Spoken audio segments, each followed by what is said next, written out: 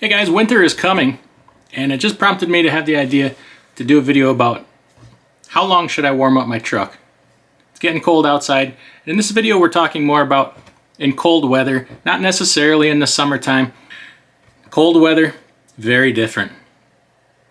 So let's talk about how long you should warm up your diesel engine, and we're primarily talking about Class 8 semi-trucks here in the cold weather to minimize wear and get the best lubrication, because a good portion of your wear occurs on cold starts and dry starts. So we want to minimize that if possible. And we're not talking about extended idling and overnight idling. That's a topic for a different day. We're just talking about idling the truck long enough to get it warmed up. Now there's no set time to do this. You can't look in your owner's manual and the owner's manual say, warm up your engine 5 minutes before you take off. Okay, it doesn't happen. It's going to work a little different. I mean, there's a difference between 20 degrees above zero and 20 degrees below zero.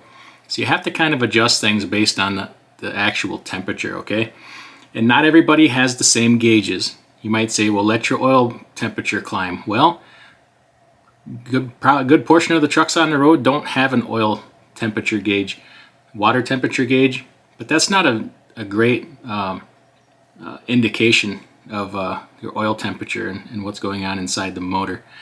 But you do the best you can, okay? But a good solution to that is, I don't know if you've seen in a couple of my other videos, I have a little scan gauge on my dash. Every truck can take one. It's they're about $200, and it just plugs into your J9 adapter port there, and run it up to your dash, and it'll add gauges to your truck that you do not have. Okay, there's measurements your ECM is taking, and just because you don't have the gauge doesn't mean it isn't measuring it. So you can add a substantial amount of gauges to your truck just with that little device, and it really helps too with troubleshooting things. It has a reader in there, you can read your codes and such. So I'd highly recommend that to everybody. Now in cold weather, if you're from the south, you may not be well versed in this. In cold weather, oil gets very thick, okay? And it's important to remember that your oil pressure sensor is typically in your oil galley, in your main oil galley, okay? The passages in your main oil galley are much bigger than they are, say, in your turbo or in your cam bearings or just in any of your smaller oil orifices around the engine. And just because you have good oil pressure and oil flow in your main oil galley does not necessarily mean you're getting good lubrication just yet to those smaller orifices. So in cold weather, to just fire up your truck and hit it right down the road, bad practice. Give it a little bit to get that oil circulating in the whole engine, not just your main oil galley, okay? And a lot of our concern with warming up the truck is cylinder temperatures. You want to get a good cylinder temperature to well, in cold, you get a lot of cold unburnt fuel, okay? That can make cylinder washing the oil out of your cylinders, and that can create wear, and you'll get some blow by. So you want to get them cylinder temperatures up. No truck is going to have a gauge for this, but just what does that is time, okay? Now you'll notice when you first start your truck, your diesel truck in the cold, your RPMs are naturally going to go higher. You know, if you would normally have it at a rolling idle 500, 600, 700 RPMs in warm weather, normal operating temperatures. When you first start it up in that cold, it's going to jump right up to a 900 to 1,000, and your oil pressure is going to spike. If your oil pressure is typically, at idle 35 pounds, 30 pounds, 40 pounds, whatever, you may notice it in a cold start be up to 60, 65 pounds, okay? So you want to make sure that you're getting good oil pressure there. Now what I like to do, because my truck has very limited gauges, okay, or if your truck has very limited gauges, you can kind of use that oil pressure and RPMs as kind of a general parameter of your truck is warming up, because as it warms up, those RPMs will start to settle down a little bit, down to normal operation temperature. This is going to take a little bit, and your oil pressure will start to relax a little bit, because as the oil warms up, the oil pump does not have to work as hard to circulate the oil, therefore bringing the pressure down a little bit. Now, just a side note, something that really helps reduce wear in cold weather and makes for easier cold weather starts and helps with this whole situation of getting oil circulating faster in the cold is if your truck allows for it, and definitely check the owner's manual. I would, and I personally, in the wintertime, switch from 15W40 over to 540 synthetic. My truck allows for it, my engine allows for it. Now some trucks are running 10W30 year round. I wouldn't change that.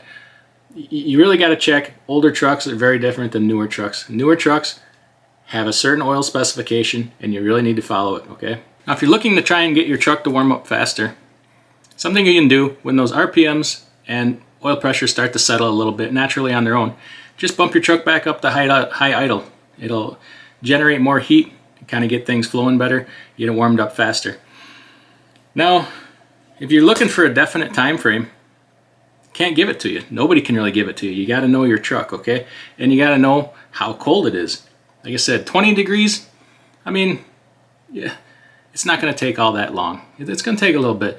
But when you start talking 10 below zero, 15 below zero, 20 below zero, you need to let that truck get warmed up, because you do not want to put a heavy load in high demand on a cold engine. Because you also have to think about the metals in your motor, okay? You got cast iron heads. You don't want to be putting that kind of a demand and pressures on that kind of metal. You can do damage, okay? Every motor is going to be a little bit different. But give yourself a little extra time.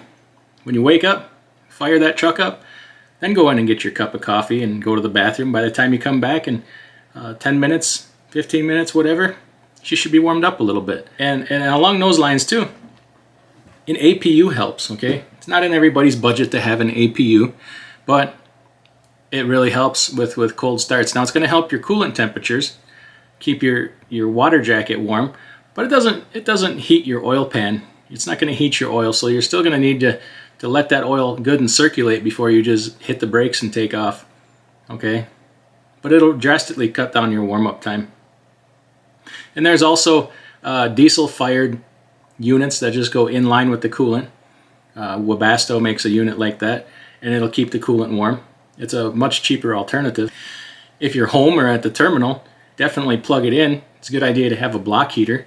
Most of them heat the water jacket. You can also get ones that'll go onto the oil pan and help keep that oil warm just a little bit.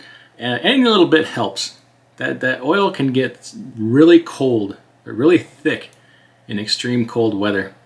If you want to test that, just take a jug of oil and go set it outside when it's 20 below zero. If you're in that kind of weather, and just see what it looks like. It's hard to pump. It's hard for the oil pump to pump that oil, okay? And when it gets to a certain temperature, even if you have an APU, it's probably not a bad idea to idle no matter what, because besides oil and lubrication, you got to worry about your fuel. Even treated fuel, especially biodiesel, will gel. I mean, and it's a crapshoot. You don't always know what you're getting for fuel too. You don't know how they blended it. You don't know if they forgot to blend it properly, or somebody had a bad day, or it's a guessing game at a certain point too. So you got to judge where your point is there that you want to idle the truck.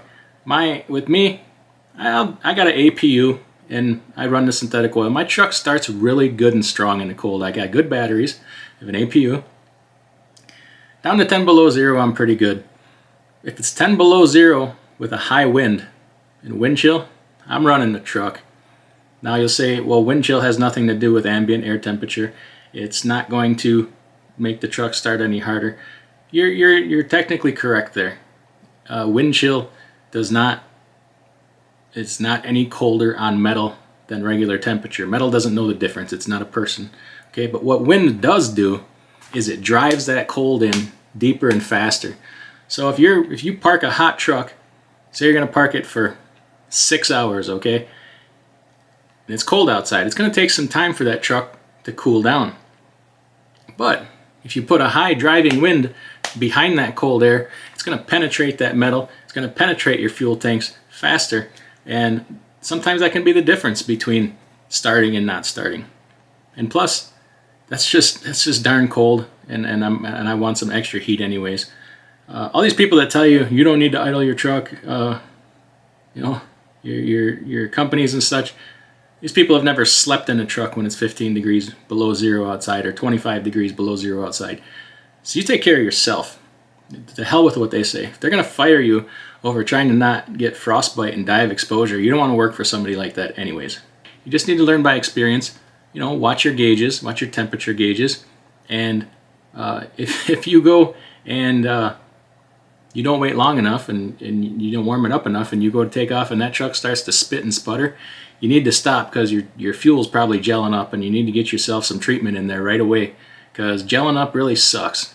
Plus, if it gels up and shuts off and you're in a rest area or in the middle of nowhere, you could be in danger too because you could get really cold. You're not going to have any heat, okay? So the answer is, really, the longer the better. Do you have to sit there for a half hour and let the truck run? No, not necessarily. Should you fire the key and go? No, you shouldn't do that either. There's a happy medium somewhere in between based on the temperature. And that will help give your truck a good long lifespan too, and really help cut down on maintenance and wear. So if you like this kind of thing, hit that like button, subscribe, and we will see you next time.